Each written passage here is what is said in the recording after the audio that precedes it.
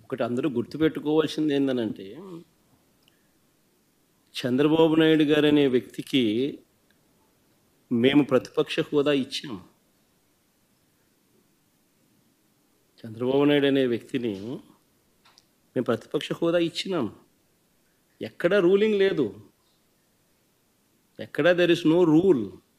నీకు ఇంతమంది శాసనసభ్యులు నీకు ఉండాలి, ఉంటేనే నీకు ప్రతిపక్ష హోదా ఉంటుంది అని ఎక్కడా రూలింగ్ లేదు. ఇన్ఫ్యాక్ట్ ఢిల్లీ అసెంబ్లీలో బీజేపీకి 3 అసెంబ్లీ స్థానాలు గతంలో. ఆప్ బీజేపీకి ప్రతిపక్ష హోదా ఇచ్చింది. మరి 79 స్థానాల బీజేపీ అక్కడ ఉన్న టోటల్ స్థానాలు ఢిల్లీలో 80 స్థానాలకు 77 స్థానాలు ఆప్ వచ్చి సంథింగ్ లైక్ దట్. బీజేపీకి 3 స్థానాలు ఉన్న ప్రతిపక్ష హోదా ఇచ్చినారు. సిమిలర్లీ మేము కూడా తెలుగుదేశం పార్టీకి కూడా 5 మంది శాసనసభ్యులు తెలుగుదేశం పార్టీ నుంచి పక్కన కూర్చుంటామన్నారు. మా వాళ్ళు అయితే ఇంకా లాగేసినామనంటే ఇంకా 10 మంది లాగుతామన్నారు. వద్దు లాగాకండి నేనే చెప్పాను, కానీ ప్రతిపక్ష హోదా నేనే ఇచ్చి ఇదే చంద్రబాబు నాయుడు చెప్పినా, నువ్వు మాట్లాడు స్వామి, ఎంతసేపు మాట్లాడతావు నువ్వు మాట్లాడు, నేను వింటాను, నేను విని నీకు సమాధానం చెప్తాను, నువ్వు మాట్లాడాలనేదే నా కోరిక, నువ్వేం అడుగుతావు అడుగు స్వామి అని చెప్పి నేను చెప్పిన అసెంబ్లీలో. కావాలంటే నా స్పీచ్ లేనండి అసెంబ్లీలో నేను అన్న మాటలు. ఆయనకు నాకు మధ్య తేడా అది. ఏదైనా కానీ అసెంబ్లీ అనేది ఎందుకు జరుపుతూ ఉన్నాం? ఈరోజు అసెంబ్లీలో ఉన్న పార్టీలు ఏవి? అధికార పార్టీలు, ప్రతిపక్ష పార్టీ మాదొక్కటే ఉంది. వేరే పార్టీలు ఎక్కడున్నాయి చెప్పండి? ఉన్నాయా ఎవరన్నా? మన ప్రతిపక్ష పార్టీ అనేది ఎవరికి ఇస్తారు? మాకు ఇవ్వకపోతే ఎవరికి ఇస్తారు చెప్పు? ఉన్న వాళ్ళందరూ మంత్రివర్గంలో మంత్రివర్గ సభ్యులుగా మీరే ఉండరు, మీరే గవర్నమెంట్లో ఉండరు, అంతా మీరే రూలింగ్లో ఉండరు. మీరే ప్రతిపక్ష పాత్ర ఎట్ట పోషిస్తారు స్వామి? నాకు అర్థం కావడంలా. అధికార పార్టీ మీదే, ప్రతిపక్ష పార్టీ మీదే. డబుల్ యాక్షన్ ఇదేమన్నా? హీరో నువ్వే. అదే నేను చెప్పే స్వామి, 2 పాత్ర డబుల్ యాక్షన్. ఒక పక్క నువ్వే కొడతానంటే ఈ పక్క నేనే కొడతానంటే ఎట్లా కుదురుతుంది స్వామి? అది ఉండేది ఈరోజు అసెంబ్లీలో 2 పార్టీలు ఉన్నాయి. వాళ్ళంతా కలిపి అధికార కూటమి. ఉన్నోళ్ళంతా ఆ పక్క ఉన్నారు. ప్రతిపక్షం ఉండేది మా పార్టీ తప్ప వేరే ఏ పార్టీ ఉంది? వేరే ఏ పార్టీ లేదు. సో వేరే ఏ పార్టీ లేనప్పుడు ప్రతిపక్షం అనేది ఎవరికి ఇవ్వాలి? ప్రతిపక్ష పార్టీగా గుర్తింపు అనేది ఎవరికి ఇవ్వాలి? ప్రతిపక్ష పార్టీగా ఉన్న వాళ్ళకి ఇవ్వాలి. సో న్యాచురలీ ఆ పార్టీకి ఎంతమంది అన్నా ఎమ్మెల్యేలు ఉండని స్వామి, వాళ్ళకు లీడర్ అనేవాడు ఉంటాడు కదా. సో ఆ లీడర్ని ఏమంటారు? ప్రతిపక్ష నాయకుడనే అంటారు కదా, వేరే పేరు ఏమన్నా అంటారా? సో ప్రతిపక్ష నాయకుడు అని చెప్పి నువ్వు ఎప్పుడైతే అంటావో అప్పుడు ఏంది దాని అర్థం ఏంది? లీడర్ ఆఫ్ ది హౌస్కి ఎంతసేపు మైక్ ఇవ్వాలనో అంతేసేపు దాని తర్వాత స్థానంలో ప్రతిపక్ష పార్టీ నాయకుడికి ఇవ్వాలి. ఎందుకు ఇవ్వాలి? ఇవన్నీ చెప్తాడు కాబట్టి. ఇవన్నీ అవతల ప్రతిపక్ష పార్టీ చెప్పినప్పుడు నువ్వు రిపేర్ చేసుకోవాలి కాబట్టి. అది గవర్నమెంట్ చేయాల్సిన డ్యూటీ కాబట్టి, పని కాబట్టి. కానీ ఇక్కడేం జరుగుతూ ఉంది? నేను చెప్పనివ్వను, నేను ఎవరి స్వరము విననివ్వను, నీకు 5 నిమిషాల కన్నా ఎక్కువ మైక్ ఇవ్వను అని నువ్వే డిక్టములు పాస్ చేస్తూ ఉంటే ఏ రకంగా అసెంబ్లీలో ప్రతిపక్షం అన్నది మాట్లాడగలుగుతుంది, స్వరం ఇవ్వగలుగుతుంది? ఇప్పుడు మీరే అన్నారు 1.5-2 గంటలు పట్టింది సార్ అని. మరి 1.5-2 గంటలు పడుతుంది. మరి ఇవన్నీ నేను మాట్లాడిన మాటల్లో ఏదైనా ఒకటన్నా వేస్ట్ మాట ఏమన్నా ఉందా? బడ్జెట్కి సంబంధించిన డాక్యుమెంట్సే చూపించినాను, బడ్జెట్కి సంబంధించిన అంశాలే ప్రస్తావించినాను. మరి టైం పడుతుంది. మరి పట్టుకోకున్నట్లుంటుంది చెప్పు? మరి వినాలా? అవతలోనికి మైక్ ఇస్తేనే కదా నువ్వు అవతలోడు చెప్పగలుగుతాడు. సార్ మీకు ప్రతిపక్ష హోదా అంశానికి సంబంధించి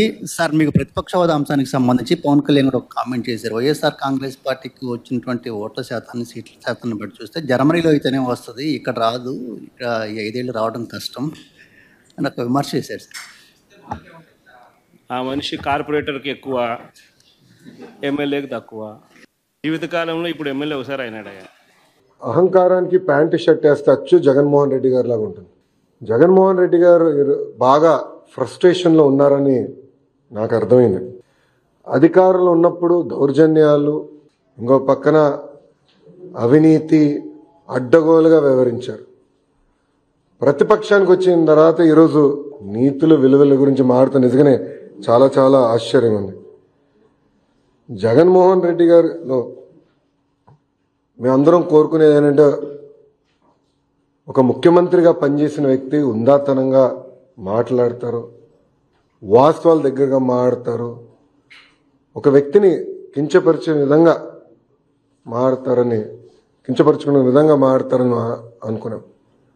కానీ ఇదంతా చూసిన తర్వాత ఇందులో ఆయనకి ఏమీ లేవు, ఏది రాదని నాకు అర్థమైంది. అధికారంలో ఉన్నప్పుడు ప్రజల్ని కలవలేదు, ప్రతిపక్షానికి వచ్చిన తర్వాత హౌస్కి రారు. అంటే ఎప్పుడు దూరంగా బతకాలని కోరుకునే వ్యక్తి జగన్మోహన్ రెడ్డి గారు.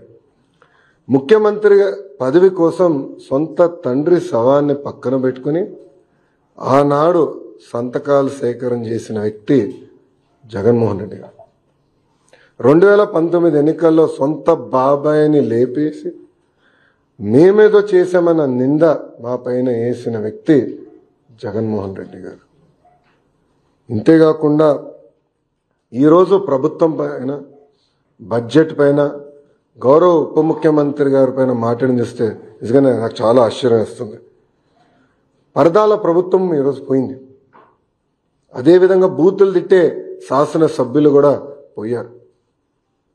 ఎప్పుడు లేని విధంగా ప్రజల కోరిక మేరకు ప్రజలకు ఏదైతే అవసరం ఉందో అది ఈరోజు బడ్జెట్లో మేము పెట్టుకుంటాం జరిగింది.